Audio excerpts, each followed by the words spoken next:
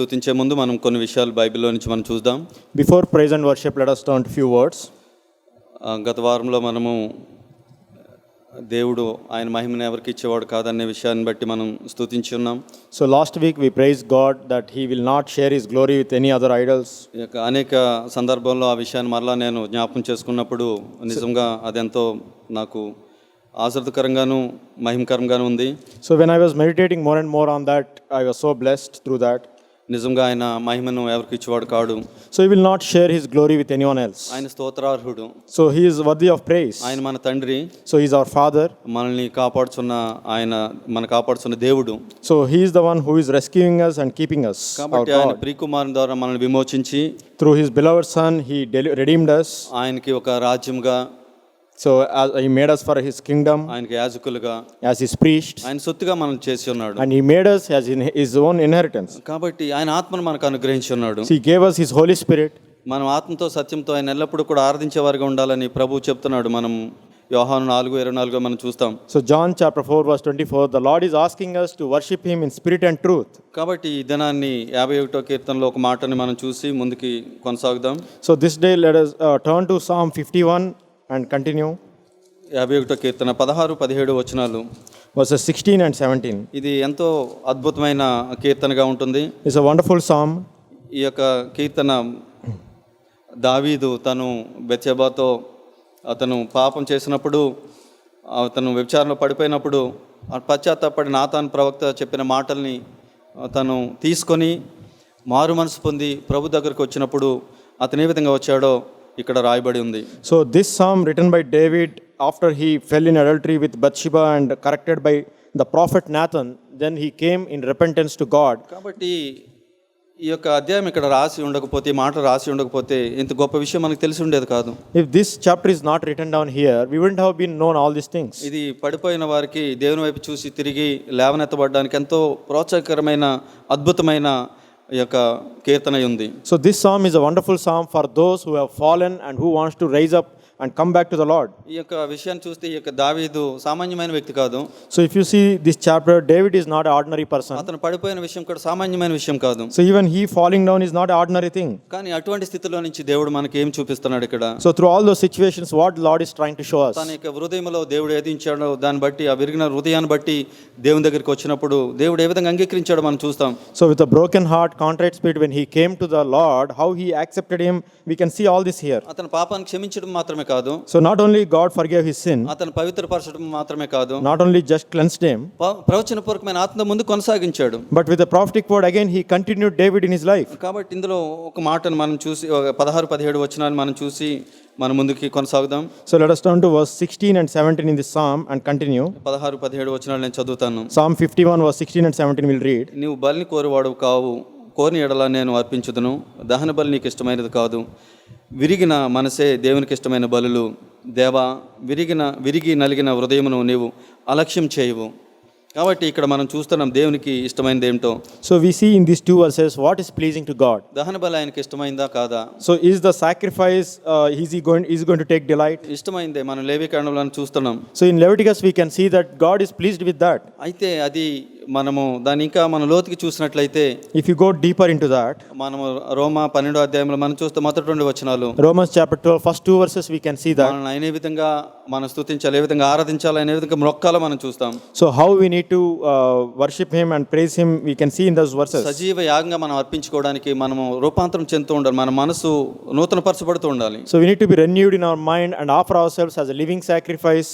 ఆ వెలుగులో నడుస్తున్న కొలది మన యొక్క స్థితి మనకు కనిపిస్తూ ఉంటుంది. so as we are transformed and as we walk in the light we will see our true condition. ఆ విషయం అది మనకి ఆ వెలుగులో నడిచినప్పుడు మనకి తెలిసినప్పుడు మన విషయం మనకి అనేక విషయాలు తెలుస్తున్నప్పుడు మన గురించి, so as we walk in that light and we see more and more of our own things, we come to know them. పరిశుద్ధుడైన ఆయన ముందు మనం ఎంతో దీనులుగా మనం ఉంటాం. so when we go to the Lord who is holy, we will humble ourselves. మన యొక్క వ్యభిచార సంబంధమైన స్థితి, so our adulterous condition, మన యొక్క దొంగ దొంగతనంతో నిండిపోయిన మన స్థితి. So all our heart full of the robbery attitude. అంటే ఇంకా మనం ఎంతో అసహ్యకరమైన స్థితి మనలో కనిపిస్తూ So ఉంటుంది. such a hateful things we can see in our own lives. మనకు తెలియదు అది మనలో ఉన్నట్టు అంత క్రితం కూడా. So we never realized that before that these things were existing in our hearts. మనం మంచి వాళ్ళమని మనం అనుకుంటాం. We always thought we were good. కానీ ఆయనకి సమీపించిన కొలది మనలో అంతరంగంలో ఉన్న స్థితి అంతా కూడా బయటపడుతూ ఉంటుంది. As we are coming closer to God, all our hidden things in our heart we can see very clearly. మనం దాంతో దేవుని దగ్గరికి వచ్చి అవును ప్రభా నేను ఇటువంటి వాడినని మనం విరిగిన హృదయంతో మన దావీదు కంటే లేకుంటే మరొక ఏ వ్యక్తి కంటే కూడా నేను ఆ పాపం దానికంటే ఇంకా నేను ఘోరమైన వాడిని మనం తెలుసుకుంటాం. So with such a broken spirit and contrite heart we can come to God and saying that Lord I'm not better than David in this condition and Lord I come to my own sinful condition, I confess before God. కాబట్టి ఆయన దాన్ని అలక్ష్యం చేయడు అని మనం చూస్తున్నటువంటి మనసుతో మనం వచ్చినప్పుడు. So when we come to such a heart, God will not despise. కాబట్టి ఈ దినాన్ని ప్రభువుని మనల్ని స్తుతించేటప్పుడు అదేవిధంగా ఆరాధించినప్పుడు ఇప్పుడే కాదు ఎల్లప్పుడూ కూడా ఆయన సన్నిధికి వచ్చినప్పుడు ప్రతిదినం ప్రతి క్షణం ప్రతి విషయంలో కూడా ఏ విధంగా ఆయన దగ్గరికి వస్తామో మనది ఎంతో ప్రాముఖ్యమైన విషయం. So it's very important how we are coming to God, not only this morning for the worship time but also every day, every moment as we go to God, with what heart we are going is very important. సామెతలు 21:3 కూడా మనం ఈ విషయాన్ని మనం చూస్తాం. Proverbs chapter 21 verse 3 we can see the same thing.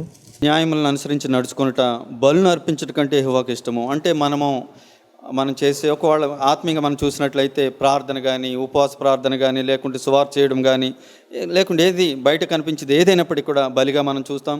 So to do righteousness and justice is desired by the Lord more than sacrifice. It means that maybe the external things more than the prayer and some other things, God is desiring our righteousness. వాటికంటే కూడా నీతి న్యాయం అనుసరించి నడుచుకుంటా దేవునికి ఇష్టం. So more than all these things what we do, but God is desiring righteousness and justice. కాబట్టి మనం ఇంకొక విషయాన్ని మొదటి సమయాలు 15:22 మనం చూస్తాం. Say, other point we see in 1 Samuel chapter 15 verse 22. మొదటి సమయాలు 15వ అధ్యాయము 1 Samuel chapter 15 22వ వచనంలో verse 22. ఇక్కడ సమూయేలు ప్రవక్త సౌలుతో మాట్లాడుతున్నప్పుడు ఇక్కడ మనం చూస్తాం. Here the Samuel the prophet, he was talking to the Saul the king. ఈ విధంగా చెప్తున్నాడు. అందుకు సమూయేలు తాను సెలవిచ్చిన ఆజ్ఞను ఒకడు గైకొనుట వలన యెహోవా సంతోషించినట్లు ఒకడు దహన బలులను అర్పించడం వలన ఆయన సంతోషించిన ఆలోచించుము. బలును అర్పించట కంటే ఆజ్ఞను గైకొనుటయు పొట్టేలు క్రోవును అర్పించట కంటే మాట వినుటయు ఎంతో శ్రేష్టము. Has the Lord as much delight in burnt offerings and sacrifices as in obeying the voice of the Lord?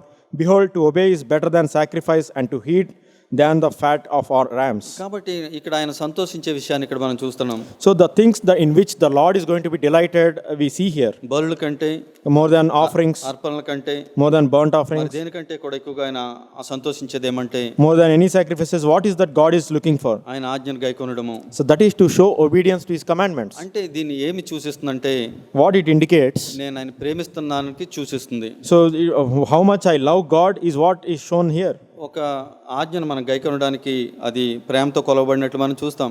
So when we obey God's commandment, that is measured against God's love. ఒకవేళ అంటే అది మన మనసులో యొక్క స్థితిని బయటకు తీసుకొస్తుంది. So that obedience shows that how much we love God in our mind, in our hearts. కాబట్టి బయటికి లోకపరంగా చూసినట్లయితే మనం చేసే అనేక విషయాలు మనం దేవుని ప్రేమిస్తున్నాం అనుకుంటాం. So in worldly way, if you think there are many things that we are doing, we think that we are doing it out of God's love. కానీ దేవుని యొక్క విధానం ఏ విధంగా ఉందో ఇంకా 3 విషయాలు మనం చూద్దాం. So let us see 3 points how God's ways are different. అది మొదటిగా ఆదికాండం 4వ అధ్యాయంలో మనం చూద్దాం. Genesis chapter 4 we can see as a first point. ఈ యొక్క అంటే ఈ విషయాలు చదివినప్పుడు నా హృదయంలో ఎంతో నూతన పరచబడడం జరిగింది. So when I read these things, I was so much renewed in my heart. కాబట్టి మీకు కూడా ఇవి ఆసక్తికరంగా ఉంటాయని నేను పంచుకుంటున్నాను. So I'm sharing that so that it may bless you also. ఇక్కడ మనము మొదటి 3 వచనాలు చదివినట్లయితే మొదటి 4 వచనాలు Genesis chapter 4 first 4 verses let us read. అయితే నేను ఇక్కడ ఈ విధంగా అర్థం చేసుకున్నాను. So I understood this way.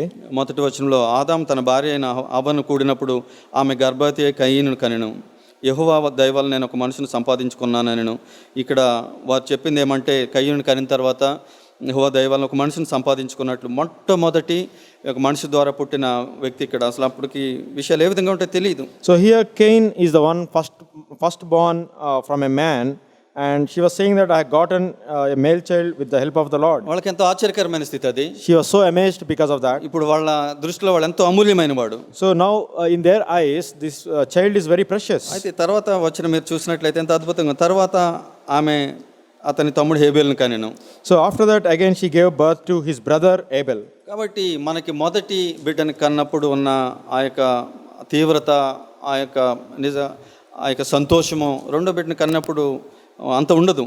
So the joy that Eve had when she gave birth to first child is not there when she gave to the second child. ముఖ్యంగా ఒక 10-20 సంవత్సరాలు ఒక బిడ్డలు లేరనుకోండి. So suppose 10-15 years you don't have children. అప్పుడు ఒక బిడ్డ కనడానికి వాళ్ళకు ఉన్న సంతోషం లేకుంటే వాళ్ళు చూసి ఎదురు చూపు ఏ విధంగా ఉంటుందంటే, so how it will be delighted to give birth to that first child. తర్వాత ఒక 10-15-20 సంవత్సరాల తర్వాత అంటే చాలా కాలం తర్వాత వాళ్ళకి బిడ్డ పుట్టినప్పుడు దేవుని ఎంతో దేవాను ఇచ్చేవని ఎంతో గణపరుస్తారు. So when a couple having after 15 years they are having a child, they will be so thankful to God that Lord you have given this child to us. మరల తర్వాత 1-2 సంవత్సరాలకి ఇంకొక బిడ్డ కలిగారు అనుకోండి. Maybe after that again 1 or 2 years one more child came. మొదటి ఆ యొక్క బిడ్డకి ఉన్నంత సంతోషం ఉండదు. So that they won't be that much thankful as they were thankful to first child. మాకు కూడా మొదటి ఆ యొక్క చాలా సంవత్సరాల తర్వాత బిడ్డ పుట్టినప్పుడు ఎంతో నిజంగా హృదయం ఎంతో నూతనపరచబడి ఎంతో ఆనందంతో కృతజ్ఞతతో నిండిపోయింది. So many years after marriage, even when we were blessed with our child, I was so filled with thanksgiving. కానీ 1.5 year తర్వాత మరలా నా భార్య కన్సీవ్ అయినప్పుడు అటువంటి గొప్ప సంతోషం లేదు. So after 1.5 year again my wife when she was conceived, I didn't have that joy. అయితే తర్వాత కొద్ది నెలల తర్వాత ఆమె అది మిస్క్యారేజ్ అయింది, అది వేరే విషయము. So after that she had a miscarriage and that is different thing. కాబట్టి ఇక్కడ వీరి విషయంలో కూడా విషయాన్ని జాగ్రత్తగా మనం చూసినట్లయితే ఇక్కడ కయ్యూను కన్నప్పుడు వాళ్ళకి ఎంతో అద్భుతంగా వాళ్ళు దేవుని స్తుతించినట్టు మనం చూస్తాం. అంటే దేవుడు ఇచ్చాడని చెప్తున్నారు. So here also they are so much rejoicing and thanking God that God has given Cain. కానీ హేబేల్ కన్నప్పుడు అక్కడ హేబేల్ కన్నట్లు అక్కడ దాని గురించి పెద్దగా ఏమీ రాయబడలేదు. But when they gave birth to Abel, nothing is written that they acknowledging God. అయితే అదే వచనం కంటిన్యూలో ఏమందంటే హేబేల్ గొర్రెల కాపరి, కయ్యూను భూమిని సేద్యపరచేవాడు. So in the continuation of same verse it is written that Abel was a keeper of flock and Cain was a tiller of the ground. బైబిల్లో ప్రతి వాక్యం రాయబడినప్పుడు ఎంతో పరిశుద్ధాత్ముడు జ్ఞానంతో ఇక్కడ రాసినట్టు మనం చూస్తాం. So when every verse is written, it's written with great wisdom from Holy Spirit. వాళ్ళ దృష్టిలో కయ్యూను గొప్పవాడు, మొదటగా వాళ్ళు కన్నారు, ఎంతో వాళ్ళు సంతోషించారు. So in their eyes Cain was great because he was firstborn. తర్వాత కొంతకాలం తర్వాత ఇతను కాపరిగా ఉన్నట్లు చూస్తాం. అంటే ఈ మధ్యలో ఇతను ఆ గొర్రెలను కాయడానికి ఎంత టైం పట్టిందో మనకు తెలియదు. అతని ఆ వయసు ఇంచుమించు యవనస్తుడిగానే ఉన్నాడు. So here but to take care of the flock he was still young in his age. కానీ దేవుని దృష్టిలో ఇక్కడ హేబేల్ మొదటి స్థానంకి వచ్చేసాడు. But if you see here in the sequence Abel was mentioned first. అంటే ఇతను హృదయం విరిగిన హృదయం అని ఇక్కడ అర్థమవుతుంది మనకి. So we can understand here that Abel had a broken heart. దేవుని యొక్క దృష్టిలో అతను మొదటి స్థానంలోకి వచ్చాడు. So in the God's eyes Abel came as a first place. తర్వాత కయ్యూను భూమిని సేద్యపరచేవాడని ఉంది. But Cain was tiller of the ground. అంటే ఇక్కడ మనము యేసు ప్రభువుని లేకుంటే గొర్రెల కాపరి విధంగా మనం చూస్తాం. So we see Jesus Christ as a shepherd. కానీ ఇక్కడ రెండు విషయాలు చూస్తే కనుక దేవుడు ఆయన వ్యవసాయకుడు అని కూడా మనం చూస్తాం యోహాను సువార్త 15వ అధ్యాయంలో. So we also see John chapter 15 God is the one who is the vine keeper. ఇక్కడ వాళ్ళు కాపరి లేక సేద్యపరచేవాడు అనే మాట కంటే వాళ్ళు విరిగిన హృదయం కలిగి ఉన్నారన్నది, ఎవరు విరిగిన హృదయం కలిగి ఉన్నారన్నది ఇక్కడ మనం చూడవచ్చు. So it's not about whether they are shepherd or farmer or whatever they are doing, but it's about the broken heart which they have. అయితే ఇక్కడ మనము అక్కడ హేబేలు అక్కడ మొదటికి దేవుని యొక్క దృష్టిలో ఇక్కడ మొదటి స్థానంలో ఉన్నాడు. అంటే గొప్ప మనసు దేవునికి ఇష్టడుగా ఉన్నాడు అక్కడ. So in God's eyes Abel was given the first place and God was pleased with Abel already. ఇక్కడ అదే విధంగా తర్వాత వచ్చిన మనం చూసినట్లయితే కొంతకాలం తర్వాత ఆ విధంగా కొంతకాలం జరిగింది. వీళ్ళకి ఎక్కడ వాళ్ళకి ఆజ్ఞ లేదు ఒక అర్పణ తీసుకురావాలని, దేవునికి బలి తీసుకురావాలని. So after that there is some days passed by and there is no commandment given by God that you need to offer something or sacrifice like that. కానీ ఇద్దరు కూడా దేవుని భయం కలిగి ఉన్నట్లు మనకు తెలుస్తుంది. So but we can see that both of them had some fear of God. అంటే దేవుని వాళ్ళు సేవిస్తున్నట్లు ఇక్కడ మనం చూస్తున్నాం. So we see that both of them were trying to serve God. దేవునికి అర్పణ తీసుకురావడము అది కృతజ్ఞత లేకపోతే తీసుకురాలేము. So bringing offering to God without thanksgiving heart we cannot do that. కానీ మనం కూడా దేవునికి ఒకవేళ మనం ఇష్టపడకపోతే, దేవుని పట్ల భయభక్తి లేకపోతే మనం చర్చికి రామో లేకుంటే మనం ఆరాధించము స్తుతించము ఇవి చెయ్యము మనం. So even if we don't have the fear of God or desire or love of God, we won't praise him, we won't give thanks to him. కానీ ఇక్కడ మనము గ్రహించవలసింది ఆయన సన్నిధికి వచ్చినంత మాత్రాన ఆయనకి ఇష్టలుగా ఉన్నామన్నది కాదు. So here one thing we need to understand is just because we came to his presence doesn't mean that our life is pleasing to God. ఎటువంటి మనసుతోటి మనం ఉన్నాం అన్నది ఎంతో ప్రాముఖ్యమైన విషయం. With what kind of mind we are coming is very important. కాబట్టి ఇక్కడ అతను పొలం పంటలో కొంత యెహోవాకు అర్పణగా తెచ్చినని ఇక్కడ మనం చూస్తాం. So here the Cain brought something from his farming vegetables. He brought something. ఇక్కడ మొదట అర్పణ తెచ్చింది ఎవరు? So who got the first offering? కయీను. Cain is the one first who got the కాబట్టి offering. కొంత తీసుకొచ్చాడు. So he got something to God. అప్పుడు హేబేలు కూడా అప్పుడు దాని విషయంలో నేర్చుకుని ఉంటాడు. So even Abel learned something from there. అప్పుడు హేబేలు కూడా తన మందలో తొలిచూలు పుట్టిన వాటిలో క్రొవ్విన వాటిని కొని తెచ్చాను. So even Abel got firstlings of his flock and of their fat portions. ఇక్కడ మనం చూస్తున్నాం హేబేలు యొక్క మనసు. So we can see the mind of Abel here. తొలిచూలు పుట్టింది అంటే అది మనం చూస్తాం. తర్వాత బైబిల్లో దేవుని మనసు మనం ఎరిగినప్పుడు ఇశ్రాయేల్ నుంచి కూడా తొలిచూలు ఆయన తీసుకున్నట్లు మనం చూస్తాం. So here we can see the firstlings that Abel brought for God, and later on we can see again with Israel, God was asking for firstlings. యేసు ప్రభుని బట్టి కూడా మనం చూసినట్లయితే మనం దేవుని బిడ్డలమైనప్పటికీ మొదటివాడు యేసు ప్రభు. So even though we all are children of God, the firstborn is Jesus Christ. కాబట్టి ఆయన ద్వారానే మనం దేవునికి బిడ్డలుగా ఉన్నాం. So through him we became children of God. కాబట్టి ఇతని మనసుని ఇక్కడ మనం చూస్తున్నాం. So we can see the mind of Abel here. కాబట్టి అతను ఎటువంటి తీసుకొచ్చాడో ఇక్కడ చూస్తున్నాం. So what kind of offering he brought we can observe here. తొలిచూలు పుట్టిందంటే అది అంటే తొలిచూలు పుట్టింది ఎంతో శ్రేష్టమైనదిగా మనం చూస్తాం. అది మనకు కావాలని కోరుకుంటాం. So always the firstlings means that's what everyone desires and we want to have that. అందులో కూడా అతను ఇంకా శ్రేష్టతని విధంగా కొవ్విన వాటిని చూశాడు. Even in the firstlings he looked for those with the fat portions. అది అంటే ఏ మనసు చెప్తుందంటే శ్రేష్టమైనది నీవు ప్రభువా, మిగతావి ఒకవేళ పనికి వచ్చినా పనికి రాపోయినా అవి మాత్రమే నావి. So it shows his heart for God that Lord, all the precious things are for you and remaining things doesn't matter, Lord. కాబట్టి ఈ దినాన్ని మనం ప్రభు దగ్గరికి వచ్చినప్పుడు So when we come to God today, ఏ విధంగా మనం వస్తున్నాం అన్నది ఎంతో ప్రాముఖ్యమైన విషయము. so how we are coming to God is very important. అర్పణ తీసుకొస్తున్నామా తీసుకురావట్లేమా అన్న దానికంటే Whether we are bringing offering or not bringing offering, more than that, మనం ఎటువంటి మనసుతో మనం వస్తున్నాము. so with what kind of mind we are coming to God. కాబట్టి ఇక్కడ మనం చూసినట్లయితే If you see here, మనం 4వ అధ్యాయం 4వ వచనం చివరిలో ఈ విధంగా ఉంది. chapter 4 verse 4, the last part is written like ఈ this. విషయాన్ని జాగ్ బ్రదర్ చాలా శ్రేష్టంగా వివరిస్తారు. అనేక సార్లు వివరించినట్లు మనం చూస్తాం. So we see that this point is explained many times very well by brother Zach Punen. యెహోవా హేబేలును మొదట హేబేలును అంగీకరించాడు, తర్వాత తన అర్పణను అంగీకరించినట్లు చూస్తాం. ఇక్కడ ఈ విధంగా రాయబడి ఉంది. The Lord had regard for Abel and for his offerings. 5వ వచనం కయీనును అతని అర్పణను లక్ష్య పెట్టలేదు. And verse 5, but for Cain and for his offering he had no regard. కాబట్టి నేను ఈ విధంగా ఆలోచిస్తాను. So I think like this, ఒక వ్యక్తి వచ్చినప్పుడు when a person comes, చర్చికి వచ్చాడు అనుకోండి, he came to church, మనము ఏ విధంగా అంగీకరిస్తాము? so how are we accepting him? దేవుని మనసు ఉందనుకోండి, If we have God's mind. అంటే ఇక్కడ ఈ విషయంలో ఇక్కడ ప్రత్యేకమైన విషయాలు మనం చూసినప్పుడు, So in this special thing, if you see here, దేవుని యొక్క మనసుతో మనం చూసినప్పుడు, if you see from God's viewpoint, మనము అతను ఏ విధంగా వస్తున్నాడో ఏ విధంగా తెలుస్తుంది. so how he is coming, how do we understand? అర్పణ తీసుకొచ్చాడు, So he got the offering, కానీ దేవుడు ఇక్కడ కయ్యను అంగీకరించలేదు. but here God did not accept Cain. దేవునికి ఎటువంటి మొహమాటం ఉండదు. So there is no shyness or anything with God. అది అంగీకరించకపోవడం వల్ల జరిగే పరిశానం కూడా దేవునికి తెలుసు. So if he doesn't accept him, that offering, what will happen, God knows. అయితే ఆ పరిశానానికి ముందు కూడా దేవుడు తను డీల్ చేయడానికి ప్రయత్నం చేశాడు. But even before that adverse thing happening, God tried to deal with Cain. అయినప్పటికీ అతని మనసు మారలేదు. But still Cain did not change his దావీదు mind. దగ్గర అదే మనం చూసి ఉన్నాం. So that's what we have seen in case of David. ఆ యొక్క పరిశానానికి ముందు దేవుడు డీల్ చేయడానికి ప్రయత్నం చేస్తాడు. So before the adversary coming, God will try to deal with in a gentle way. అక్కడ ఇతను కయ్యను కంటే శ్రేష్టమైన స్థితిలో దావీదేమీ లేడు. So David is not any special from compared to Cain. కానీ అక్కడ ప్రవక్త మాట్లాడినప్పుడు తను మారు మనసు పొందాడు. So when the prophet came and corrected David, immediately David was repenting before God. ఈ దినా నువ్వు నేను ఆయన మాట్లాడినప్పుడు మనం నూతన పరచబడుతున్నామా? So today when God is speaking to us, are we coming with a new heart to God? నిజంగా నేను ఈ విధంగా ప్రశ్నించుకుంటాను, అవును ప్రభు నన్ను అంగీకరిస్తున్నావా లేదా? So I question myself like this, Lord, are you accepting me or not? నువ్వు నన్ను అంగీకరించినప్పుడు నాకు భక్తి ఎందుకు ప్రభువా? నువ్వు నన్ను అంగీకరించినప్పుడు నేను చేసేది ఎందుకు ప్రభువా? Lord, if you are not accepting all my religion, all my activities, godliness, everything, Lord, what is the use? నాలో ఏ మిస్టేక్ ఉందో చూపించు నన్ను అంగీకరించకపోవడానికి. Lord, show me what mistake is in my life, that why you are not accepting me. నిత్యంగా కనికరంతో ఆయన చూపించేవాడు. So in mercy and in compassion, God will show us what is that stopping us. కాబట్టి మన ప్రాముఖ్యమైన విషయం ఏమంటే నన్ను అంగీకరిస్తున్నాడా లేదా? So the important thing is that whether God is today accepting me or not accepting me. కాబట్టి అప్పుడు అర్పణ విషయము శ్రేష్టంగా ఉంటుంది. So then the offering will be more precious before God. నన్ను అంగీకరిస్తే నా అర్పణ అన్ని కూడా అంగీకరించబడతాయి. If God accepts me, then all my offerings also He will accept. క్రైస్తవులుగా మెజారిటీ మనం చేసే మిస్టేక్ ఏమంటే, As Christians, one big mistake that we all make. నేను అర్పణ చేస్తున్నాను కాబట్టి దేవుడు అంగీకరిస్తాడు అనుకుంటాం. So we think that because I am giving offerings, God is accepting me. అది అక్కడ మనం చూస్తాం, మార్తా మరియల దగ్గర మనం చూస్తాం. So we can see the same thing from Mary and Martha.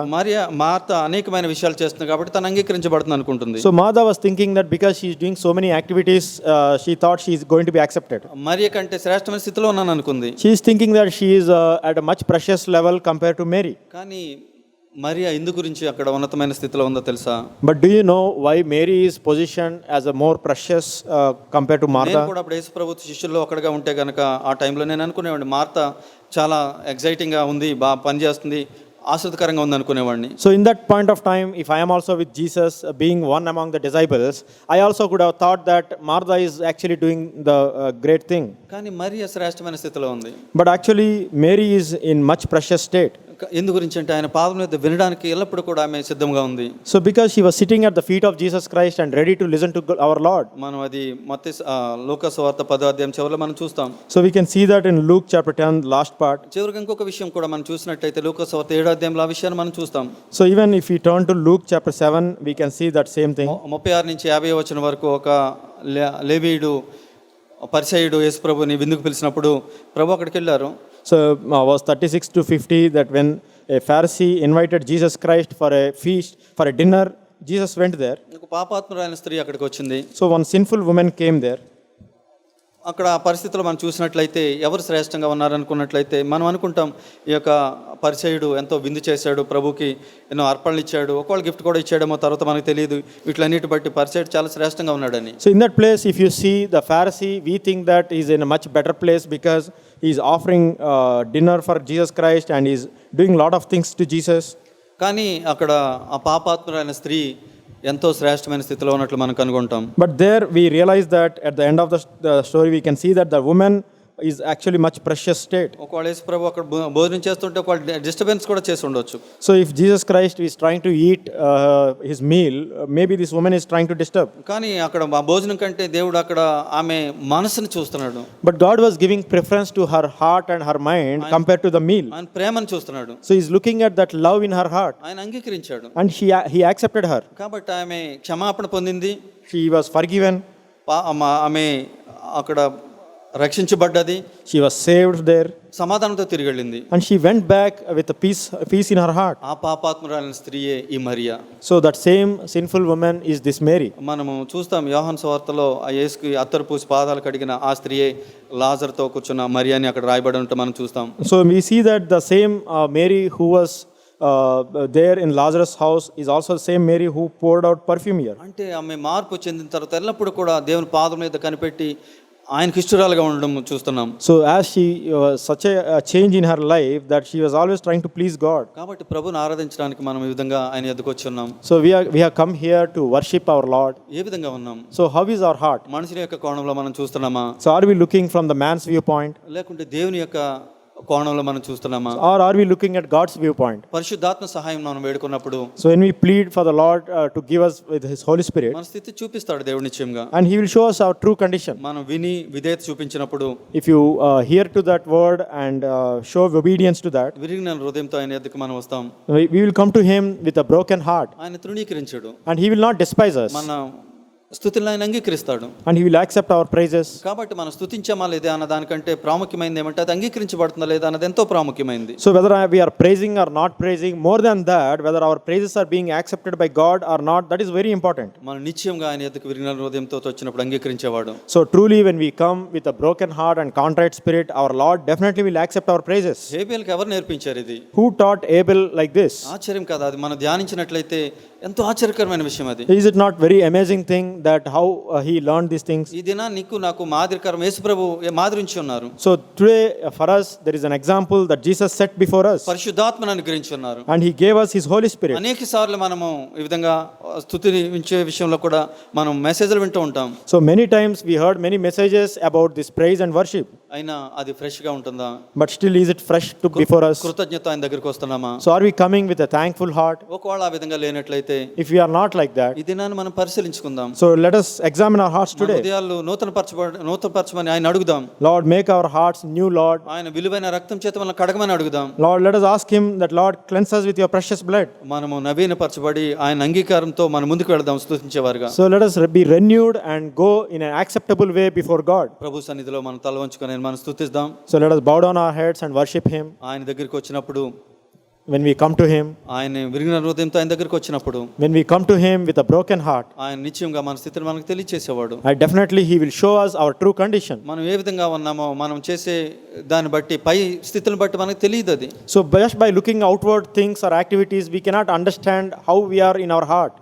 కయ్యను కూడా తెలియలేదు అది. Even Cain could not understand that. కనీసం అంగీకరించే స్థితిలో కూడా లేడు. So he was not even in an acceptable state. ఎందు గురించి అంటే For what? తల్లిదండ్రులకు ఇష్టడుగా ఉన్నాడు. So because he was pleased to his father and mother. తను ఎంతో బానే ఉన్నాను అనుకుంటున్నాడు. So he's thinking he's doing everything right. కానీ హేబేలు పెద్ద ఇష్టడుగా లేడు తల్లిదండ్రులకి. But Abel was not pleasing to his parents. కానీ దేవుని దృష్టిలో విరిగిన హృదయం కలిగినగా ఉన్నాడు. So but in God's eyes he was pleasing to him. గొప్ప పరిచర్య మొదటి అర్పణ ఏమీ తను తీసుకురాలేదు. So he didn't bring any కయ్యనే ముందు తీసుకొచ్చాడు. So Cain was the first one to bring offering. కానీ హేబేలు యొక్క స్థితి చూస్తే మొదటి దేవుని పెట్టుకున్నట్లు మనం చూస్తాం. But in Abel's heart, if you see, he always kept God as a first in his heart. సర్వోన్నతుడైన దేవుని, మనకు తండ్రిగా ఉన్న దేవుని, మన కొరకు ప్రాణం పెట్టి తిరిగి లేచిన యేసు ప్రభుని మనం మొదటగా పెట్టుకుందాం. Almighty God, our heavenly Father, the Lord Jesus Christ, who laid down his life for us, can we put him as a first in our lives? ప్రభుని మనం స్తుతిద్దాం. Let us praise him. పరలోకమందున మా తండ్రి, పరిశుద్ధుడైన మా దేవా, మీకు వందనాలు. మీరు చేసిన మేళ్ళని బట్టి మేము స్తుతిస్తున్నాం ప్రభువా. మమ్మల్ని సజీలోకి ఉంచినందుకు వందనాలు.